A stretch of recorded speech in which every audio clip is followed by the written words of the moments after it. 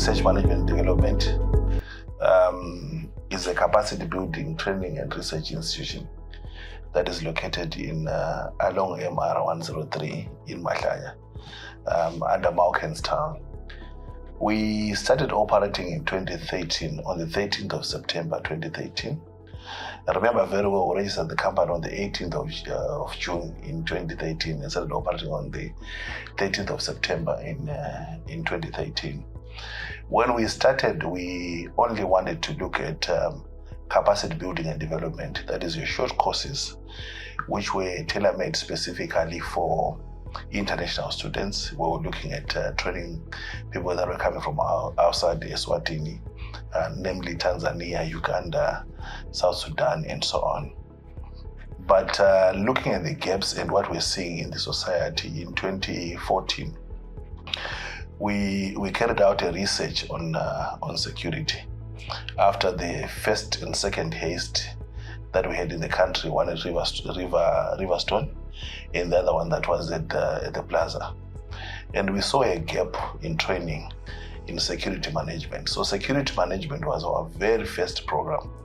I remember when we made a research at that time, we realized that the country had 175 security companies. And those 175 security companies, most of them, they were started by either former uniformed forces or people that have worked in security before. Some were also started by business people, and another clique came from South Africa that came to set up security companies here. So that was our very first training program that we started offering as an institution. After realizing that there was a huge gap, after discussing with the Minister of Labour and Social Welfare at that time, to see how they were regulating the space. So we first approached the Zimbabwe Institute of Management for an MOU, because that was the only institution in Southern Africa that we could easily reach out to that was offering security management. So I remember very well in the first MOU, we went to Zim and we signed for 2 programs. That was security management and environmental health and safety management. So from being a capacity building and consultants company, we now had 2 programs that we had as an institution. And then remembering very well in 2014, end of 2014, we developed an interest in diploma courses. But our wish was to move the institution from Babani, which was the capital center, if we were going to go for diploma programs. So we cited Mangayani, where we set up Mangayani for a college, where we then introduce your human resources development, your ICT, your business management, your finance and accounting, and so on. And those programs were now under ICM. And then we had the enactment of the Higher Education Council Act of 2013, where we now had Swaziland Higher Education Council in place that was supposed to regulate the tertiary space. So like all other institutions, we also submitted our papers for assessment and registration with the Swaziland Higher Education Council then. And fortunately, by God's grace, in July, we received a provisional license. It was against all odds. It was very difficult because 1, we're the youngest institution. 2, not so many people gave us a chance of us pulling through. At that time, we were operating at Red Cross in Babani, first floor, and we also had a campus in Mangayani, in the old government building. That's where we're operating from. So very few people gave us a chance of pulling through the registration process. It was a rigorous process. It was the first time that the country was being subjected to such, because before that there wasn't really much that was being done to regulate the tertiary space. So we pulled through by God's grace, and through that assessment. It was a miracle because I remember the process was tedious. I remember we deadlocked for almost 10 hours with Ishek in a heated debate and discussion, trying to defend what we're doing, trying to defend the vision. It's not very easy to defend something that you are seeing and no one else is seeing. I always say to people that I work with, all that we are going through is a deja vu, because God would have taken me there to see it from another world. So when I come back, I'll be taking you through what I would have gone through. So, carrying a vision is like a pregnant woman who has never gone for a scan. We don't know what to expect at the end of the day. So by God's grace, we put through that process. And that process came with recommendations. Recommendations that we got from the Eswatini Education Council were, one, we were supposed to have a bigger campus, because the space that we're operating was very small in Babani, and we needed to also work on the structure of the institution, bringing in new positions like the registrar, the quality assurance office, because Higher Education Council is more concerned about quality assurance, which I think is a component that was lacking in tertiary spaces, especially in private colleges in Eswatini. So we had a very long way to go, because also the campus that were operating in Babani, they then indicated that there was a lot of pollution in terms of noise, which was disrupting even classes. The classrooms that we had were smaller at that particular time. So that was 2017. So Eswatini Education Council at that time released a directive that institutions were not going to advertise until they were done with the process of assessing all the other institutions. So the whole of 2017 and 2018 were not operational, but at that time we were also supposed to be expanding and incorporating the changes that ISHEC and suggested that the regulator had suggested.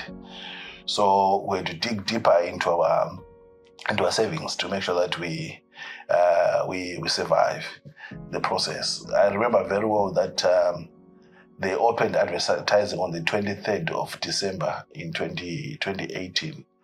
And at that time, when they moved offices, we're now at Embassy House, first floor Embassy House in Babani, where we had a slightly bigger space compared to what we had initially. And in 2019, 2020, we came up with our first strategic roadmap as an institution, of saying we have gone through an assessment. What is it that we want to do, and where do we want to go as an institution? So in our strategy, one thing that we said to ourselves was, we need to partner with a university that is going to hold us by hand in order for us to learn from them how we manage the tertiary space. We needed to recruit.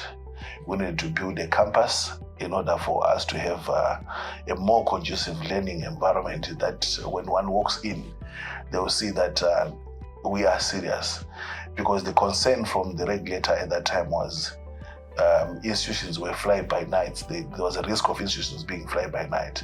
And being a very young institution, I bet they also thought we were one of those that were going to give up and just fly away. But we did not, because we are intentional in all that we do. We signed our first MOU with Copperstone in 2020 on the 14th of February, where Copperstone were going to direct us and lead us, and we're going to do exchange of personnel, data and information in terms of how to operate and so on. We bless God for that MOU, because it was an eye opener. It made us move from professional programs that were offered under ICM to academic programs that we now offered under the university. That's the first time that we realized, there was a huge difference between academic programs and professional programs, because most institutions were offering professional programs, but we went into academic programs in 2019. 2019, it was more or less of starting off. 2019, we had a very good turnout. I think we attracted about 95 students in 2019. Considering where we're coming from, that was a huge number for us. Unfortunately, 2020 came, COVID came, and we were hit so hard by COVID. 2021, COVID was still with us. 2022, political unrest. But that did not make us lose focus. We were focused. Like I said, we were intentional. We knew exactly what we wanted to do. And we had said we are going to build a campus. So when grace befalls on you, God does the impossible. We don't even know how we did it. I would always say to our staff, you guys need to capacitate yourself, because we're going to grow into bigger institutions, and we're going to look for people that are qualified. So the worst thing that will happen to you is for us to expand, and you not being able to expand with the institution, and still find yourself occupying the same position when other senior positions are created. People do not realize, people do not understand what I was talking about. Like I said, it's like I live a deja vu of a life that God should have given me to live and see things first, and then try to communicate to others. So 2021, 2022, political unrest. That's when, by God's grace, we discovered the location that we're in now in Mahlanya. It was a lost place. No activities was happening. It was hidden because the front part was actually hidden. So when we approached Nazarene Church with an intention of occupying the space and using the space for a college, they also had doubts in us, because I think there are so many people that had approached them before and they had failed. And when we approached the Higher Education Council to say, we found a new premises that we would want to use, can you come and check the place and see whether it's suitable for us to set up? They came through, they say the place is conducive, but we don't think it's a good idea that you take it, because there's a lot of work that needs to be done, and we don't see you pulling through. We say to them, all that we want from you is for you to tell us whether the place is conducive or not. The rest, leave to us who work on it. It was against all odds, where things are getting better on the other side, but God is working miracles on the other end. We started constructing, and God being God, we started using savings. We never took a loan to do all the erection of the buildings and the structures that you see here. It is grace that happened. That's why you see, as an institution, we've got a strong belief in plowing back to the community, the people that we have, where we have the present scholarship that gives the present scholarship program that gives scholarships to the less privileged and so on. We are now settled here in Mahlanya, and I would say this is the best thing that has ever happened to us. We were welcomed with warm hands by umphakathi labadzala basamukela kahle and the community, and I think our being here has brought a transformation and an economic growth to the space, because at some time we find ourselves with over 90 students staying in the homesteads around. We believe and have seen that some homesteads have even built rooms to rent out to our students, which we think it's a huge contribution to the society and the economy. And we have got so many other programs that we really want to plow back to the community and the society. We'll be opening a free counseling school, clinic very soon for the community, as a way of trying to assist and help the community. As an institution, it has not been easy, because surviving and coming back to full operations after the effects of COVID and political unrest, and more so in an industry that was hard hit by the two. It was not easy. For us, it was not only that, and also the fact that we'd used most of our resources in erecting buildings and trying to uplift the place and coming up with new structures for people to come in. It has not been very easy. But we pride ourselves in the resilience and the team that we have at IRDM. God has given us people that are dedicated and committed to work. Hence, we say we've got a vision of transforming Eswatini. Not only that, we want to be Eswatini's center of choice for lifelong transformational learning. So, as a result of that, we have remained focused. ISHEC has issued a directive that we should localize programs. We stand here proud that we have managed to come up with 6 programs that we've submitted to ISHEC for assessment. We're waiting for ISHEC to come and do the assessment. We are ready institutional in terms of institutional assessment.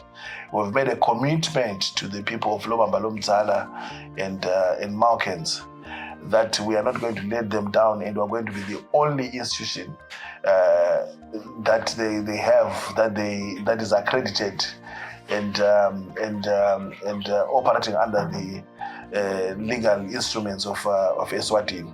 So that's our drive. We're working towards there. I would say, as an institution, we've taken a new philosophy of how we want to operate. We've placed 4 pillars at the center of our operations. The first pillar being quality assurance, which aligns with the regulations. The second pillar being research, because we are an institute of research, like our name says. So in all the programs that we've submitted now to ISHEC, we've included a component of research, and hence we've set up a research department to look at research. We're going to look at research from different perspectives. We're going to look at research in terms of study by students, where we are going to encourage our students to engage in research that has got a dwelling or that has got an impact on the society. It is our desire and wish that the research that are going to be done by our students, they are also going to be used for national decision making or community decision making or economical decision making. We are going to see our lecturers being involved in research, where we are saying, as facilitators, we are not supposed to be docile or dormant. We are supposed to also be researching around ourselves. We pride ourselves already as a leader in customer experience, champion customer experience in the country, where we push and advocate for service excellence in the country. So we're going to continue with that. We're looking forward to the introduction of the Eswatini Customer Service Index, which is also going to be part of the research. We're also we've already started engaging some renowned institutions and universities, so that we see ourselves hosting research seminars in future and calculate a culture of research in Eswatini. So the third thing that we've incorporated in our philosophy is the issue of entrepreneurial development, entrepreneurial skills development. We look at the economy, we look at SADC, we look at Sub-Saharan Africa. We see that most of this economy, they are surviving because of small and medium scale enterprises. So we look forward to producing students that are not only going to be CV writers and interview attendees, but people that are going to be employers, people that are going to start off businesses. That's what we wish to have. So this culture of teaching people how to write beautiful CVs after tertiary, it has to stop with us, and we're going to see that happening. And our fourth pillar that we are cementing on is the customer experience, which has become a game changer in business. Whether one wants to be an entrepreneur or one wants to be employed by bigger organization, customer experience has become a game changer, and we think and we see that it's a universal qualification that everyone is supposed to have. We take pride in the sense that we want to create an institution where we are going to create what we call student experience, because we know post-tertiary we need to have beautiful stories that we can tell. We need our students to have beautiful stories and beautiful memories of the institution. We're looking forward with time to having very viable ball games in terms of your soccer And above all, I should also declare rugby being my own favorite sports. We are going to see to it that we are going to invest in rugby and going to have a rugby team that is going to compete. We're going to have soccer teams. We're going to have netballs. Not only that, there is a gap in Eswatini where we see that we've got a number of families that are headed by single mothers, a number of families that are headed by teens or children. We also want to bring initiatives where we bring a platform to teach and educate young men and young women on how to become an adult. So it is our desire that we host those cultural activities and events where we have sitting around Bokoko, Nabomkule discussing. It is my desire that the team at one sometimes sets up projects where sihlala phansi nebafana sidla inhloko sipunga to see where we are going, what is life and what is going on. So all those things we want to incorporate them, because we don't want just to produce an academic that is a qualified person. A qualified person is different from an educated person. A qualified person only goes around holding a certificate, but an educated person is seen in the way they behave, act, and do things. So it's our desire to come up with projects that are going to see that. It's our desire to contribute into the economy and national development of the country, where one of our plans is to host talk shows where we invite people to come and debate and discuss on matters that are affecting the economy, that are affecting the society. Because I believe as an academia, that's a space that needs to be, a gap that needs to be closed by institutions. So we've got a lot of things that we have in line. We're looking forward to assessment and full registration. We're working all out that is going to happen. We're not going to let Mahlanya down. We're not going to let Maukens down. We're not going to let Lomtala down. We are going there. We are IRDM, and our motto is very simple. At IRDM, we believe in excellence and perfection. Thank you.